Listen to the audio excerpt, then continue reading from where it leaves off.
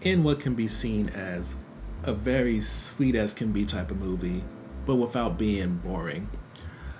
A woman learns to say yes to something outside of working toward her career goals, which allows her to finally have what can be seen as a fulfilling personal life. So, to summarize the film, Amy Bell is a workaholic.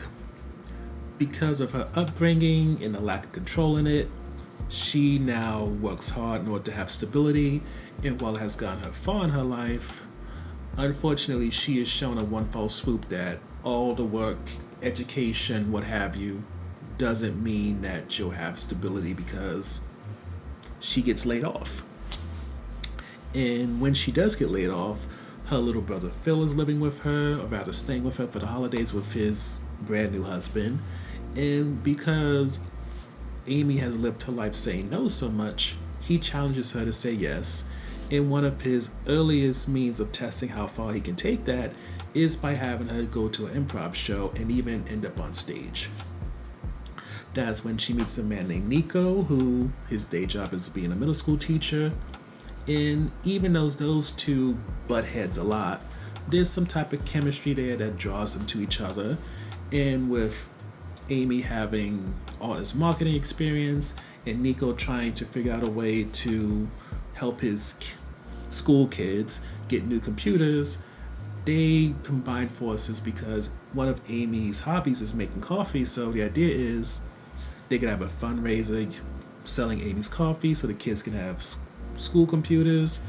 And in the pursuit of having this fundraiser, they get to know each other, and it seems that Amy may figure out there's other things to live for besides career progression.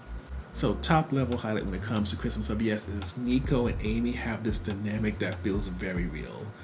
I would even say if you ever been on a dating app, it feels like the type of banter that so many people put in their profiles of what they want to have, where they can just as much roast their partner as they can be vulnerable and have like a genuine good time with them. Because watching that back and forth with them, it's clear that even though they are picking with each other, there's still a certain level of respect, admiration, and even curiosity from both parties.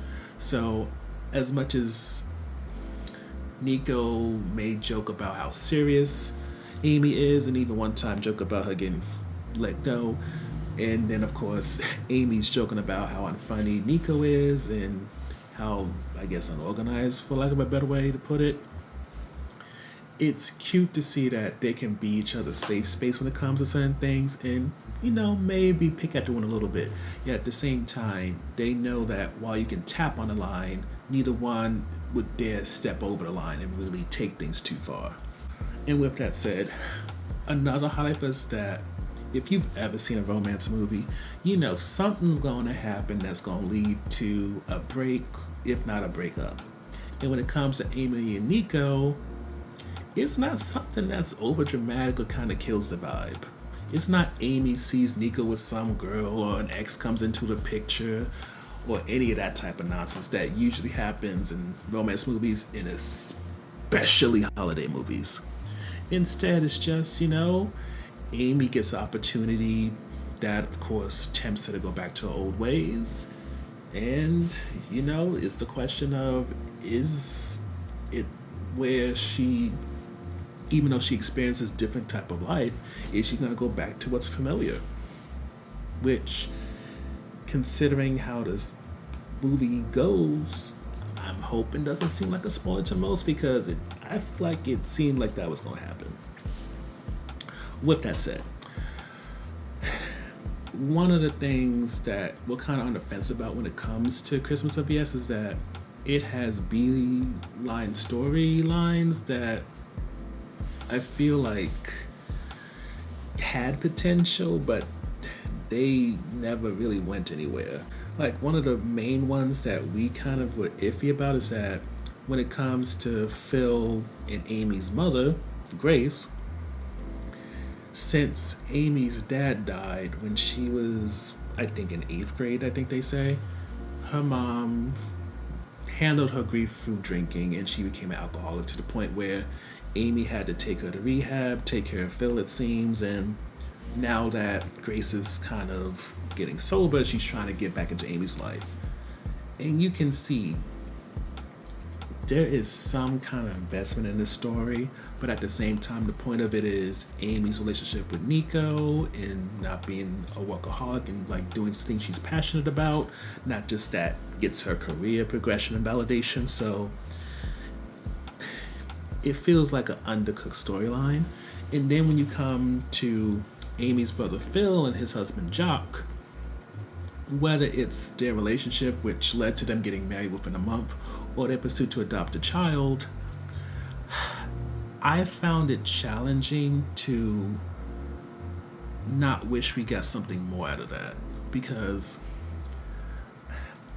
a part of me recognizes and even desires to not have LGBT plus storylines where it's filled with drama, issues, and all that. But at the same time, I kind of wanted to see beyond the facade when it came to those two. I wanted to see what kind of issues come from these two men who had a whirlwind romance, never mind who got married so quickly, and now they're trying to have a child after being married for like a month, or getting married after meeting for a month. And we don't get that.